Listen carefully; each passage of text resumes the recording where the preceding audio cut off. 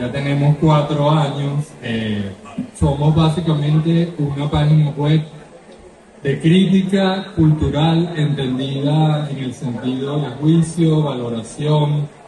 Nuestro proyecto es un poco producir contenidos y nuevas formas de discurso y arte. Y este libro es no solamente el primer libro de la editorial, sino también el primer libro de Alejandro Fierro, lo que para nosotros es un motivo de felicidad y orgullo.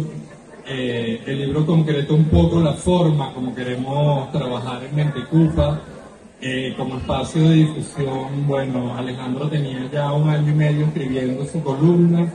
Cuando la columna ya tuvo forma, ya tuvo suficiente peso y cuerpo, decidimos hacer un producto que la juntara toda y le diera, si se quiere, cierta unidad y contenido a un trabajo que nos parece muy interesante, porque a nosotros nos interesa la cultura, pero no la cultura entendida como las bellas artes, no la cultura entendida como una práctica de las élites educadas, sino la cultura entendida como el modo de hacer y producir sentido de todas las personas, ¿no?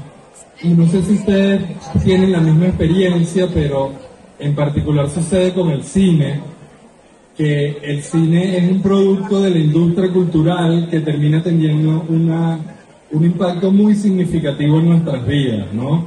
Incluso más allá del mensaje como tal que una película pueda transmitir, siempre se crea un vínculo afectivo, un vínculo emocional con algún personaje, con alguna situación que estemos viviendo, y así es que sentimos que hay películas que de alguna manera son hechas para nosotros o expresan algo de nosotros. Un poco el libro de Alejandro es un libro que recopila películas que fueron muy impactantes para él.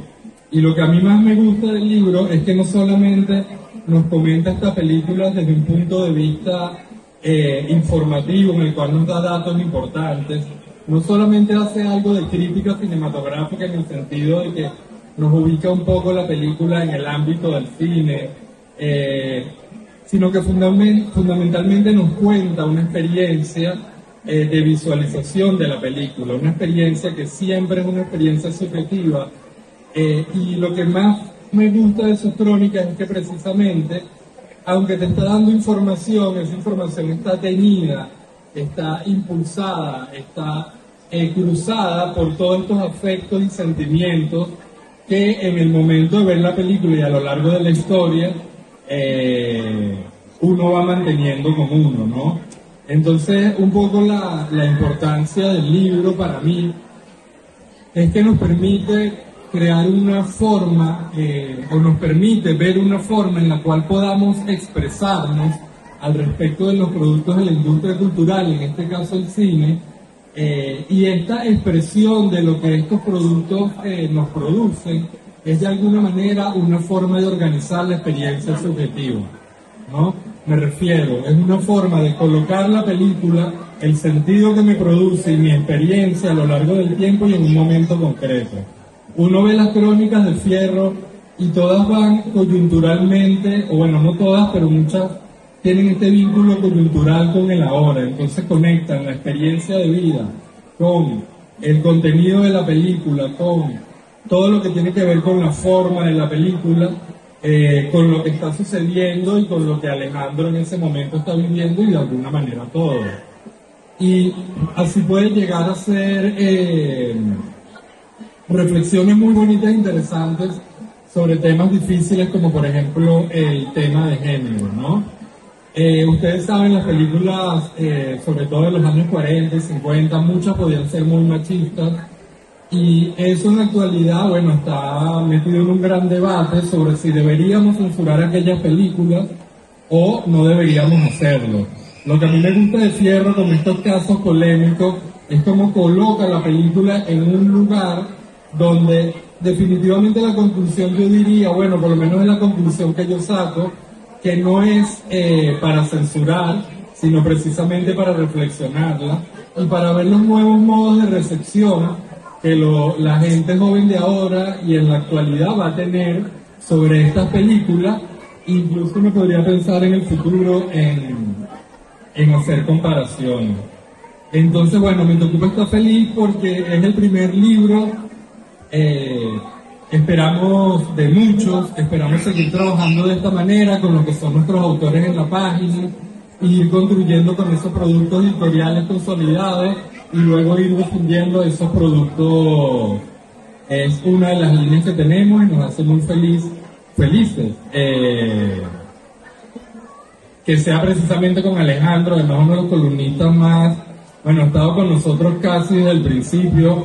Alejandro es súper riguroso, no deja de escribir pase lo que pase, y bueno, eso nos da siempre un contenido bueno, de calidad, y que le alegra a uno el día la mayoría de las veces cuando llega el miércoles, que es el día de publicación, y toca publicarlo.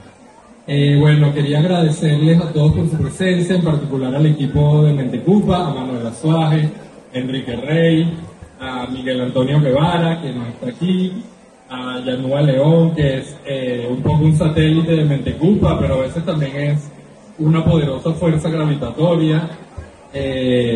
Sin más, los voy a dejar con Alejandro para que les hable un poco ya del cine, de lo que es su experiencia de escribir, y bueno, agradecerles a todos, muchas gracias. Bueno, pues para mí es un auténtico privilegio poder estar en esta ciudad, en este marco tan bonito de este palacio presentando el libro. Pero aparte de un privilegio, si yo echo la vista atrás, también es algo muy sorpresivo, muy sorprendente. No era muy imaginable que yo alguna vez estuviera en Caracas presentando un libro. Yo nací a 7.000 kilómetros de aquí, en unas islas pequeñísimas, diminutas, perdidas en medio del océano, las Islas Canarias, tan pequeñas que si en el kilómetro 60 no paras te caes al agua, no, de una, y tan perdidas que están a 3.000 kilómetros del país al que se supone que pertenecen. De forma que cuando yo era niño y adolescente, a finales de los 70, principios de los años 80, si querías conocer otros mundos, otras vidas, otras realidades, otras historias, tenías que acudir a la literatura, a la música y al cine. Y desde muy pronto empecé a devorar compulsivamente libros, discos, películas, mientras buscaba la forma de convertir esa frontera del océano, esa barrera líquida, esa muralla del mar, en una autopista azul que me llevara a esos lugares. No les voy a contar mi vida porque no estamos aquí para eso, pero basta decir que sí, que conseguí cruzar esa autopista azul, y muchísimos años después la volví a cruzar, pero ya en un recorrido kilométrico, transoceánico, que me trajo, recuerdo, el 8 de agosto del año 2012 hasta Caracas para desempeñar un trabajo de apenas 2 meses, y no sé cómo, pero esos 2 meses se han convertido ya en 11 años. Y vaya 11 años, ¿verdad?, que hemos pasado todos y todas, no hace falta que se lo diga, porque ustedes los han pasado junto conmigo, con lo bueno y con lo malo que ha ocurrido en estos 11 años. Solo decir que en un momento especialmente complicado de estos años, un grupo de locos y de locas maravillosos pensaron que aunque lo más importante, obviamente, son las condiciones materiales de vida, sin ellas no puedes reproducir la vida, pero que también merecía la pena un esfuerzo por preservar y difundir la cultura. Y así surgió el proyecto de Mentecupa. Primero revista cultural y ahora revista y también editorial. Yo sabía que yo quería colaborar en ese proyecto sí o sí, prácticamente que estaba obligado, no solo por la calidad de la revista, sino por el esfuerzo, la voluntad, el tesón, el espíritu de trabajo que impregnaba todo el proyecto. Era bastante lógico que escribiera de cine, puesto que durante casi 20 años fui periodista del ámbito cultural, volcado preferentemente en el cine, y varios de esos años los combiné con trabajar en festivales de cine, en la organización de festivales de cine. Pero esta vez no iba a escribir del cine del presente, que es lo que hace un cronista cinematográfico, hablar de los estrenos, de las películas más actuales. Esta vez iba a escribir sobre el cine del ayer, el cine del pasado, porque el cine actual ya estaba cubierto y sigue estando muy bien cubierto por otros colaboradores de Mentecupa, ¿no? Entonces, la idea era una columna semanal titulada genéricamente Qué grande era el cine, una columna semanal sobre una película. Las primeras 65 columnas están aquí, en este libro que se titula Qué grande era el cine, pero seguimos escribiendo semanalmente, que hay otras 30 y pico nuevas columnas que no están aquí. Ya vamos, creo que por la 99, ¿verdad? Aquí que te pasé, los hermanos Marx, Una noche en la ópera. Así que tenemos el libro Qué grande era el cine, la sección de la revista Qué grande era el cine, y la persona que eligió el título, que fui yo. Les juro, y intentaré explicarlo, que me arrepentí desde el minuto 1 de elegir ese título. Cuando empezaron a llegar las primeras reacciones en las redes sociales, había un comentario típico, no el mayoritario, pero sí que había un comentario típico, que era utilizar el cine del pasado para estigmatizar el cine del presente. La frase típica era algo así más o menos como: aquellos sí que eran películas, no como lo de ahora, que no se puede ni ver. Y no estoy de acuerdo con ello. En primer lugar, nunca fue el objetivo. Y en segundo lugar, además, creo que es falso. El cine era grande, es grande, y será grande cuando alcance la grandeza. Y cuando no, no lo es. De hecho, de este tiempo sobre el que escribo yo, probablemente había más películas malas que ahora. Aunque solo sea porque se producían muchas más películas que ahora. El cine era el espectáculo de pago más popular del mundo, no como ahora, que es muy costoso. Era muy barato y la gente iba masivamente al cine. Así que había una oferta que las productoras, los estudios, corrían a toda prisa para satisfacerla.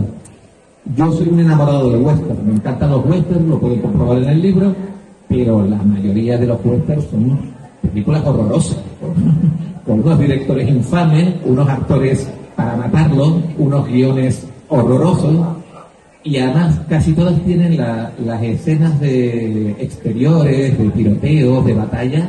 Aparece la misma escena en 30 películas diferentes, ahí editadas sin mayor criterio narrativo, ¿no? En cualquier caso, mea culpa, porque hay una lógica semántica irreprochable.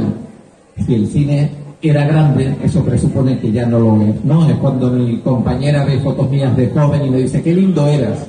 Pues, eso presupone que el tiempo ha hecho su trabajo, ¿no? A partir de ahí me propuse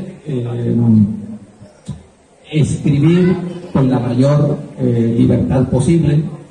Me gusta mucho definir estos escritos, créanme que me cuesta mucho. No son críticas, a pesar de que algún apunte crítico siempre se desliza por ahí. Tampoco son escritos de corte historicista o academicista, aunque es verdad que cuando he visto el libro terminado, que están las películas ordenadas cronológicamente, hay una panorámica de los años 30 a los años 80 de cómo ha evolucionado el cine. Tampoco son crónicas periodísticas, cinematográficas. Hay algunos datos, hay algunas declaraciones de la época que saqué de la hemeroteca, hay también alguna pincelada sobre el argumento sin entrar mucho a fondo, ¿no? Pero no son crónicas cinematográficas, crónicas periodísticas. Y tampoco son los escritos de un cinéfilo. Es un término para mí confuso, gelatinoso, ambiguo, que no termino de entender muy bien, un poco pedante, nomás es un poquito pedante, y en cualquier caso creo que no me siento acreedor, ¿no? Yo lo calificaba como los escritos de un cinéfago, un devorador de cine, una persona que consume de forma bulímicamente película tras película y no ha terminado una y ya está devorando otra, ¿no? Es una suerte de bulimia fílmica, de devorar celuloide, bueno, celuloide antes, ahora son bytes, ceros y unos. Somos millones de personas en el mundo que estamos contagiadas por este virus, pero que en lugar de aislarnos, como en un virus de reciente recuerdo, que menos mal que ya va un poco desapareciendo, lo que queremos es salir y contagiar a la gente, contagiar de este virus a la gente. Y eso es lo que he intentado yo a la hora de escribir sobre estas películas. Yo quería transmitir todo el entusiasmo, toda la alegría, toda la felicidad que me produce verlas, transmitírselas al lector o a la lectora. Para mí el mejor halago que me pueden hacer cuando leen una crónica no es decir: leí tu crónica de Casablanca y me encantó. No, el mejor halago para mí es: leí tu crónica de Casablanca y de una fui a ver la película.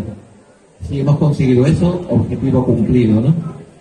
Como les decía, quise escribir con toda la libertad del mundo, tanto a la hora de Mente Cupa me lo permitía, tanto a la hora de elegir películas como de abordar el enfoque, Quería quitarme de encima el corsé que siempre te pone el trabajo periodístico, esta vez era un trabajo de otro tipo, y después que todos tenemos suficientes obligaciones en nuestra vida cotidiana como para tener que estar sujetos a más, ¿no? Pero cuando leo el libro, una vez publicado, sí que veo que hay cierto método, ¿no?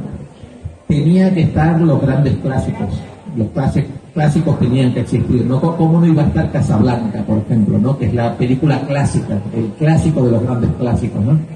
Yo leí una encuesta que decía que 3 de cada 4 millennials estadounidenses no han visto Casablanca. Y a mí eso, en lugar de que me pareciera negativo, me parecía maravilloso, porque todavía había millones de jóvenes que se podían emocionar por primera vez con el final de todos los finales. Con ese final que no te deja un ojo seco en la sala. Con esa historia del amor imposible, de esas almas perdidas en un café de Casablanca, esperando un avión que los lleve a Latinoamérica huyendo de la persecución nazi. Quién sabe si los traerían a Venezuela, tierra de acogida, como siempre ha sido, ¿no? Llena de frases maravillosas que quedan en la hemeroteca, ¿no? Como siempre nos quedará París, o frases que reflejan el amor en medio de una catástrofe, ¿no? Como esa frase tan maravillosa: recuerdo el día que te conocí, los nazis vestían de gris, tú vestías de azul.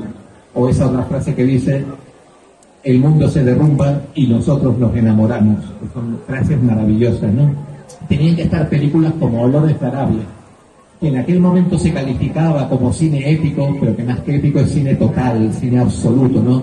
Es un espectáculo grandioso, el desierto, los ataques de las caravanas de árabes, los ataques a las ciudades con los camellos al galope, y sin embargo su director, David Lean, no confundir con David Lynch, el autor de Blue Velvet, David Lean, de alguna forma consigue que ese espectáculo grandioso no opaque el drama humano que nos está contando, que es la bajada a los infiernos de la locura y de la guerra de ese oficial británico que combate junto con los árabes en su lucha por la independencia. Una locura que queda reflejada en ese primerísimo primer plano de sus ojos absolutamente delirantes, ¿no? Es increíble como una película tan grandiosa, lo que nos queda es un primerísimo primer plano de unos ojos, ¿no? Hay que ser muy genio para eso, ¿no? Y después estaban películas con aspiraciones a ser más grandes que la vida, ¿no? Películas de esas que te cortan el aliento, como On the Waterfront, que aquí se tituló Nido de Ratas, con el Marlon Brando de los años 50, que fue la irrupción más fulgurante en la pantalla que se recuerda, con películas consecutivas como Un tranvía llamado Deseo, Viva Zapata, Julio César o On the Waterfront, ¿no? Si los que conocen, los que son más jóvenes y conocen quizás a Marlon Brando por El Padrino, bueno, si ven estas primeras interpretaciones, nada sale de la nada, ¿no? Y con ese monólogo que es estremecedor, que es parte de la historia del cine, cuando dice eso de: yo podía haber sido aspirante al título en lugar de ser lo que soy, es un auténtico inútil, una frase que te rompe, ¿no? También quería que hubiera películas quizás no tan conocidas, pero yo quería que fueran como pequeños descubrimientos para el público, para el lector, para la lectora. Una de ellas es Make Way for Tomorrow, dejen sitio al mañana. Una película muy pequeñita sobre una parejita de ancianos, pero que Orson Welles dijo que su última media hora haría llorar a una piedra. Y es verdad, una media hora donde todos lloramos a moco tendido. Yo defiendo ir al cine a llorar colectivamente, nos ahorramos mucho en terapeutas y vamos al cine a llorar, pero todos juntos en el cine, no en casa. Yo creo que es algo maravilloso, ¿no?, que vayamos al cine a llorar. Con esta película se te caen los lagrimones, y si hablamos de Orson Welles, sale también la que para mí es su mejor película, que no es Ciudadano Kane, sino que es Touch of Evil, Sed de Mal. Una película donde él ya domina todas las herramientas del lenguaje visual, como se demuestra en ese primer plano secuencia increíble. Estamos hablando de los años 50, no había computadora. Es un plano sin cortes que empieza un primerísimo primer plano de una bomba en el maletero de un carro. La cámara se eleva, nos muestra una ciudad completa fronteriza entre México y Estados Unidos. La cámara viaja hasta la frontera, donde aparecen todos los protagonistas y de repente hay una explosión y empieza la película, ¿no? Además es una película teñida de una perversidad que para la época es impactante, ¿no? Sale Mercedes McCambridge, que es una de las actrices más malas digo de malvada, de villana, era una gran actriz. pero siempre hacía papeles de muy mala, y en este papel es tan mala que va a haber una violación grupal y ella pide que le dejen estar en primera fila para ver, y empieza a dar cosas y dice quiero ver, ¿no? Era tan mala, porque después las cosas se van repitiendo, que cuando ya es abuelita con 70 años, la eligen para que sea la voz de la niña del exorcista. Entonces cuando habla el diablo, cuando dice esas barbaridades, es Mercedes McCambridge la que habla. O sea, al director no se le ocurrió alguien tan malvado como ella para hacer la voz del diablo que poseía a la niña, ¿no? Después hay películas que yo les debía, porque no las tenía en mi radar. Les contaba que a mí me gusta mucho el western, y tenía olvidado el spaghetti western, ese western de los años 60 que se rueda en el sur de España, en el desierto español, asemejando el desierto estadounidense, por directores italianos, ¿no? Y recuerdo que era una noche en Quito, que tienen cosas buenas, pero el clima no es lo más adecuado para Ecuador. Yo tenía un frío que me moría, y me metí bajo el edredón con la computadora, dije, voy a ver una película para no pensar. Y me puse por un puñado de dólares. Bueno, a los 10 minutos estaba saliendo de la cama, enchufando la computadora a la televisión para verla en grande, poniéndome los audífonos para verlo en todo su esplendor, y a partir de ahí siguieron las demás películas de Sergio Leone, y después vino Sergio Corbucci, y después vino Sergio Solima, ¿no? También hay otras películas que forman parte, como bien ha dicho Lenin antes, un poco de mi mitología, de mi adolescencia, de mi educación sentimental. Les confieso que tenía mucho miedo de acercarme a algunas de ellas, no fuera a hacer que el mito se derrumbara. Y les confieso también que alguna de ellas la tuve que quitar a los 10-15 minutos porque el tiempo la había pasado por encima y hay recuerdos que yo creo que es mejor no vulnerar. Pero otras resistieron muy bien el paso del tiempo. Por ejemplo, Stand By Me, Cuenta Conmigo, de Rob Reiner. Esa película que es un viaje iniciático de 4 adolescentes en un pueblito estadounidense que deciden ir a buscar un cadáver que parece que hay en el río flotando, y como es una película de crecimiento, de cómo esos niños van aprendiendo a lo largo del viaje. Lo que me gusta de esa película es, primero, es tanto para adolescentes como para adultos, y eso es muy difícil de lograr, muy difícil.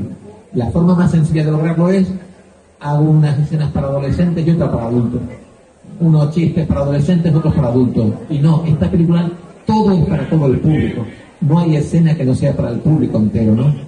Y otra cosa que me fascina de esta película, se la puse a mis sobrinos, y al final tuvieron las mismas sensaciones ellos, adolescentes, que yo cuando era adolescente, porque al final las generaciones nos parecemos mucho más de lo que creemos. Hay algo que es muy viejuno, que a mí no me gusta nada, que es decir, es que con la generación de ahora no, cambian los cacharritos, pero las emociones, los sentimientos son un poco lo mismo, ¿no? Y disculpe que no sé, me vaya un poquito la hora. Después, bueno, a partir de libertad, como les dije, ¿no? Por ejemplo, está John Ford, las películas de John Ford, El hombre que mató a Liberty Balance, El hombre tranquilo. Decía José Luis García, el director de cine español, no muy conocido fuera de España, y en España ya un semidesconocido, pero que aún así es el director español con más películas nominadas al Oscar. Hasta 4 de sus películas fueron nominadas al Oscar, más que Almodóvar y más que Buñuel. Y su película Volver a empezar ganó el Oscar a la mejor película extranjera. Fue el primer Oscar de una película española, pero también el primer Oscar de una película en lengua española. Decía José Luis García que El hombre tranquilo es una película de esas que te salvan el día. Y es verdad, cuando tú tienes un día malo, jodido, complicado, que todo te ha ido mal en el trabajo, con tu compañera, con tu compañero, durante 2 horas esa película te salva el día, ¿no? García decía también otra frase muy hermosa, que es: el cine es como una vida de repuestos. Si nuestra vida en un momento dado no nos gusta mucho, siempre podemos durante 2 horas tener una vida de repuestos. Y otra de sus frases que me gusta mucho, porque la parte del director de cine es un gran cinéfago, es que el cine hace este mundo un poquito más habitable. De hecho, les cuento un pequeño secreto, el título que me gusta tan poquito de Qué grande era el cine, yo se lo copio, se lo plagio a un programa que él tuvo en la televisión española que se llamaba Qué grande es el cine. Era un programa sobre cine que nos educó a toda una generación en los años finales de los 80, principios de los 90. Yo se lo medio copié y por hacer justicia, tanto la gente de Mentecupa como yo, nos buscamos todas las vueltas posibles para contactar con José Luis García, con el director que ya tiene 84 años, y le pudimos regalar el libro. Para mí es un placer absoluto que José Luis García tenga el libro y además una de sus películas está reseñada en el libro. Pues él comentaba eso de John Ford, El hombre tranquilo, una película que te salva el día. John Ford es un tipo que, igual que de Mozart, si a ustedes les gusta Spielberg, John Ford es el maestro de Spielberg. Spielberg, en su última película, Fabelman, que es la historia de ese niño adolescente que quiere ser director de cine, que en el fondo es Spielberg, recrea el encuentro real que tuvo un jovencísimo Steven Spielberg con apenas 18 años con John Ford, que ya tenía 70 años y estaba al final de sus días. Un encuentro que ocurrió y un encuentro que está retratado por Steven Spielberg con muchísima ternura en esa película, ¿no? Pues John Ford, igual que se dice de Mozart, que es el ser humano en la historia de la humanidad que tenía el cerebro más conformado para pensar en términos musicales, que igual que nosotros pensamos con palabras en el lenguaje verbal, él pensaba en el lenguaje musical, y por eso, si él oía una melodía, enseguida podía repetirla al piano, igual que si nosotros me dicen una frase, enseguida puedo repetirla.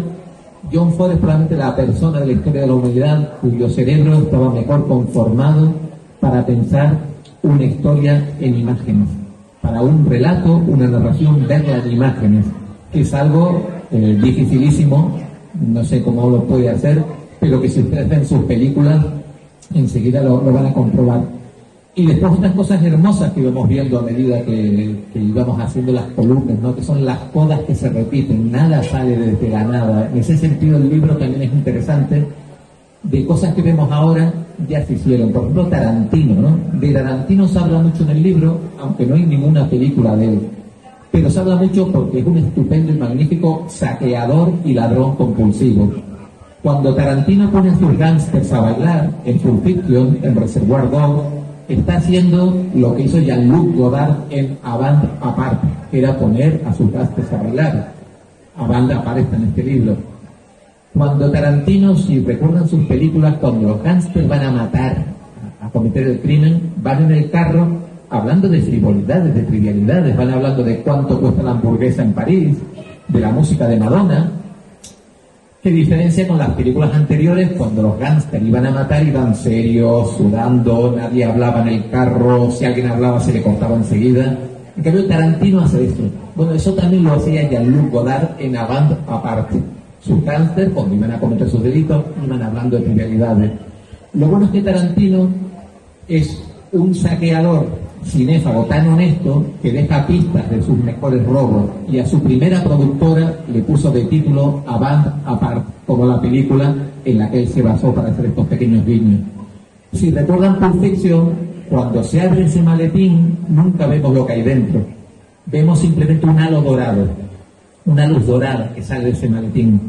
Eso está capiado de Kiss Me Deadly, una gran película de cine negro de Robert Aldrich, que también está en el libro, que abriera un maletín y salía. Y para terminar un poquito con los homenajes, plagios, copias de Tarantino, un gran cinéfago, también hemos reseñado Django, un spaghetti western del año 65, la película Django.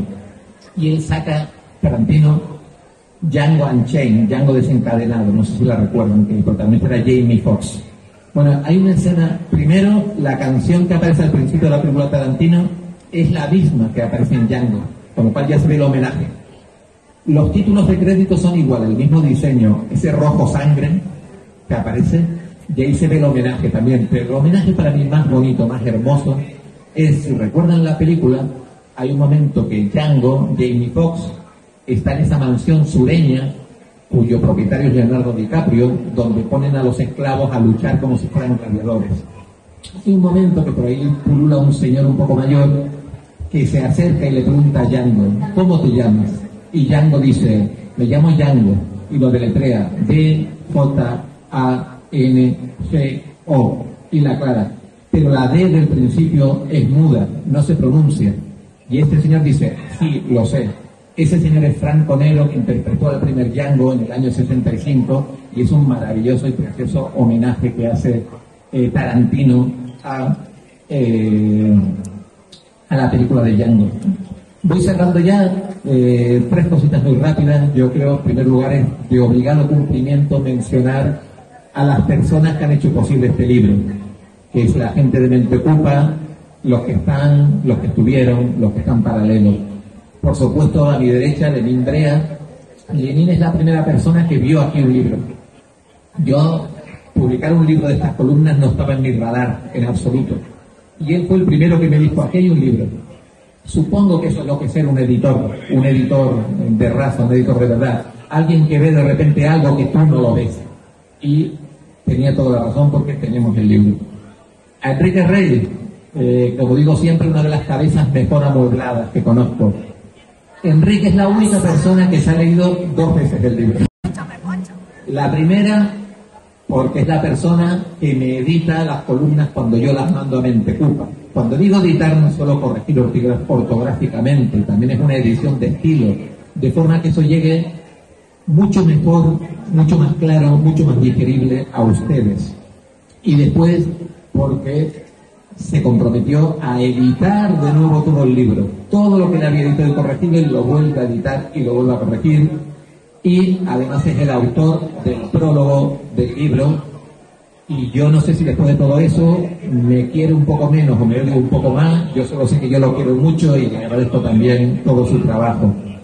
Yanuba León, que la tenemos por aquí, que es la precisión idiomática absoluta, pero no sé cómo consigue combinar esa precisión idiomática con una visión absolutamente heterodoxa de lo que tiene que ser el lenguaje, ¿no? Las conversaciones, discusiones que hemos tenido, a mí me vuelve la cabeza del revés, me derriba todos los paradigmas que uno creía firmemente asentados, de forma que al día siguiente estoy escribiéndole, pero eso del lenguaje como arma de lucha de clase que me decían ayer, es una también grandísima editora, en el sentido no solo de corrección ortográfica, sino de estilo, de hacer todo más increíble. Háganme caso, si tienen un texto, un informe, un paper, una novela, quítense el ego que toda la persona que escribe lleva, sobre todo si es hombre, quítense el ego. No piensen que sus digresiones, elipsis, son imprescindibles, que el mundo no puede vivir sin ellas, y quédense en manos de Yanuba, porque su texto va a salir muy mejorado.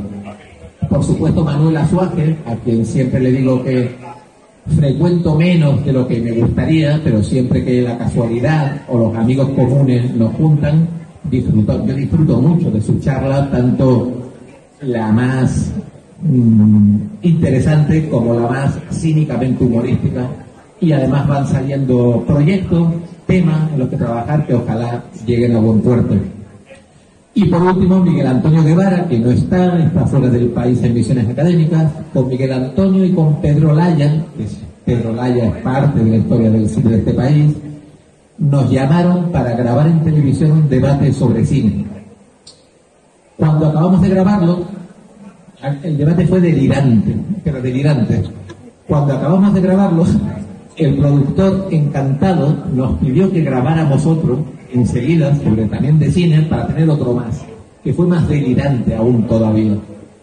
Cuando el equipo director de la televisión vio los programas, decidió que eso no se podía emitir y no se ha emitido.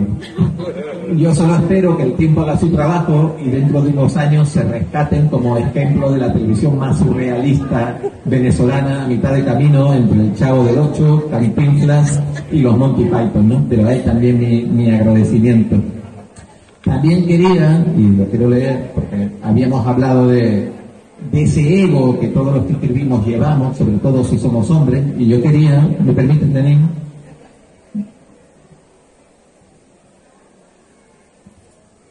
Por ser justo, leer la dedicatoria a una persona que ha sido también pieza capital de este proyecto. A Gabriela, que anda por ahí, por su complicidad en la selección, visionado y análisis de las películas. Me apropié de muchísimas de sus ideas sin citar autoría. Que quede constancia del reconocimiento del masivo plagio. Vamos, que la he plagiado directamente. O sea, que buena parte de las ideas son de ella. Y ya, ahora sí que ya termino de verdad con lo último. Quiero, antes de pasar, si tienen preguntas o pasar a bautizar el libro, después si quieren, hemos traído unos ejemplares por si quieren adquirirlo. quiero leer el final de la introducción del libro, no del prólogo, el prólogo lo escribió Enrique, la introducción la escribí yo, porque creo que es una buena forma de despedir este acto dedicado a la literatura y al cine para leer y a los libros para ver cine.